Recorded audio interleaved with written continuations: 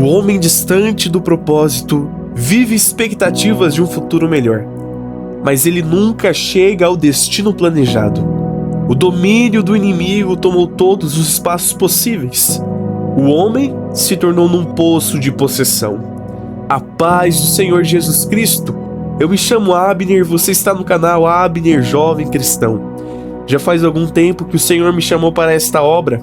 As dificuldades são notórias, mas mais notório do que as dificuldades são as promessas. Deus me sustentou até aqui, e em nome de Jesus, eu irei prosseguir na graça e no sustento que Ele me proporciona. Estamos em uma série de vídeos onde buscamos o autoconhecimento e a correção de muitos erros que nos impedem de viver um genuíno renovo. Se você deseja mergulhar comigo nestes ensinos, eu já te convido a curtir este vídeo, se inscrever neste canal, deixar um comentário, ativar o sininho das notificações e, se puder e quiser, assistir o primeiro vídeo desta série, logo após o término deste. Que Deus te abençoe grandiosamente. Vamos ler uma passagem muito conhecida e que nos traz um grande ensino, localizado no Evangelho segundo escreveu Lucas, capítulo de número 8, versículo de número 28, que assim nos diz. Leia comigo. E, quando viu a Jesus, prostrou-se diante dele, exclamando e dizendo com alta voz: Que tenho eu contigo, Jesus, Filho do Deus Altíssimo? Peço-te que não me atormentes. Queridos, Jesus, em alguns versículos antes deste qual nós lemos, havia entrado no barco com os discípulos, e enquanto navegavam sobreveio-lhes uma tempestade de vento no lago, e o barco enchia-se de água. Jesus estava dormindo na polpa do barco. Os discípulos em desespero acordam a Jesus. Jesus se levanta e repreende o vento e a fúria da água. Eles navegam para a terra dos Gadarenos, que se localiza defronte da Galileia. E quando Jesus desceu para a terra, saiu ao seu encontro, vindo da cidade, um homem que desde muito tempo estava possesso de demônios.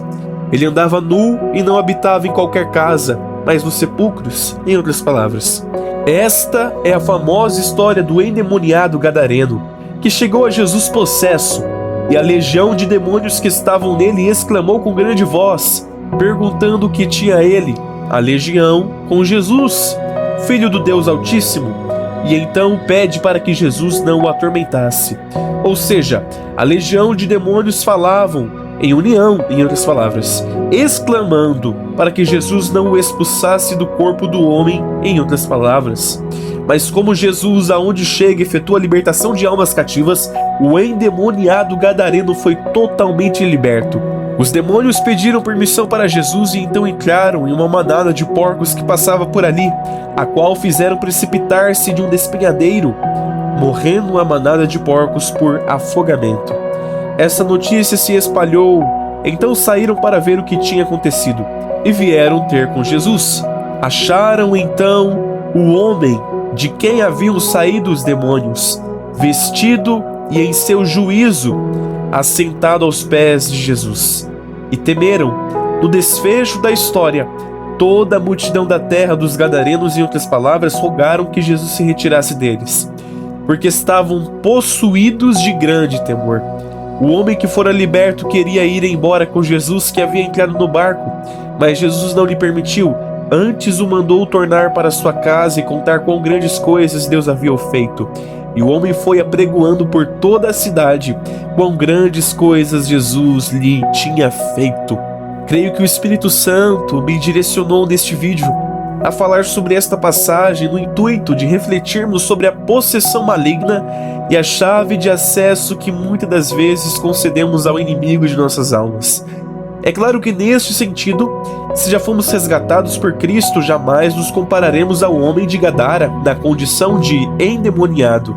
Mas se fizermos uma analogia e observarmos alguns pontos da passagem, veremos que, primeiro, nitidamente Jesus nos mostra a sua soberana autoridade sobre o reino das trevas. Ele pode libertar a alma cativa, ainda que sejam níveis sem precedentes de possessão maligna. Segundo, duas palavras extremamente semelhantes são utilizadas no texto. Uma utilizada para dizer que o homem estava possesso de demônios, A outra, utilizada para dizer que a multidão estava possuída de temor. A multidão teve medo de que Jesus de alguma forma pudesse causar prejuízos para a sociedade gadarena. Então, ao invés de reconhecerem o poder de libertação e o convidarem para dentro da cidade, escolheram pedir para que ele se retirasse dali. Quantas vezes não somos travados pelo medo do sobrenatural, achando que aquilo que foge da naturalidade humana não será bem aceito ou visto, podendo causar prejuízo moral e social. Mas se realmente nos entregássemos ao sobrenatural de Deus, veríamos que melhor é viver o sobrenatural e sofrer chacota do que viver uma vida rasa e raquítica no natural e ser venerado por homens. No final, a mesma ação maligna que tentava impedir o homem de ser liberto impediu a multidão de ser transformada por Jesus. Contudo, Jesus diz para que ele proclamasse o testemunho vivo daquilo que ele havia vivido. Em outras palavras, eu creio que pelo resto de sua vida o homem não parou de proclamar a libertação efetuada por Cristo. Quantas vezes não nos calamos diante a um complexo de aceitação? Porque já que muitos não falam, e se eu falar vou parecer estranho por fugir da naturalidade, muitas vezes preferimos não falar.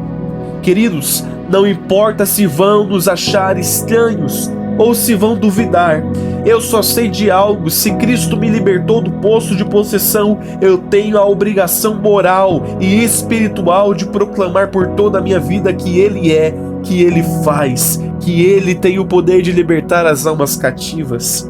No caminho em busca de um genuíno renovo em Deus, o que nos trava é a chave de acesso que concedemos ao inimigo, para que nos tornemos tão possuídos de medo, temor, espanto e omissão, ao ponto de começarmos a negar o inegável, a omitir o incontestável milagre.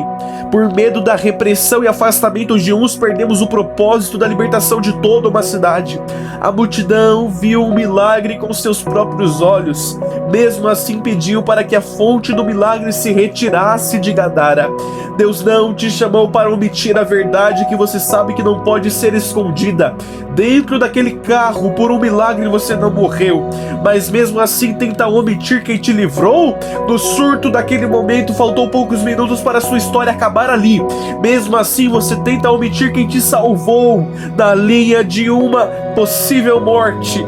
Você recebeu a cura. Por que omitir o que Ele fez em você e por você? Deus não chamou uma multidão temerosa diante a um vivo milagre. Deus chamou um homem que há muito tempo já não tinha 1% de esperança para anunciar que Jesus liberta, que Jesus transforma, que Jesus levanta, que Jesus salva, que Jesus purifica, que Jesus faz coisas extraordinárias e que foge da naturalidade e da racionalidade vazia do homem. Ele não precisa com que o homem compreenda-o. Ele quer contar com a sua vida para que você venha levar o anúncio desta salvação àqueles que estão cativos, àqueles que necessitam de cura, àqueles que necessitam de libertação. Aleluia, o Senhor quer te usar como uma potência espiritual para levar o testemunho vivo. Mas por que nós nos limitamos tanto diante a um vivo milagre? Por que nos limitamos tanto diante a fatos que não podem ser negados?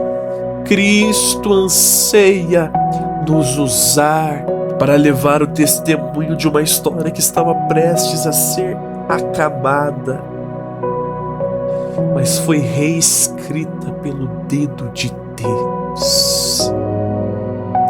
Aleluia!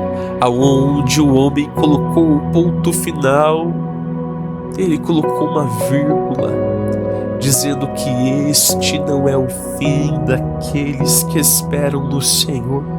Deus quer te usar para levar o testemunho às nações, para que as nações venham ser libertas, para que os povos, as pessoas, as cidades venham ser transformadas pelo mesmo poder que um dia te transformou. Amém?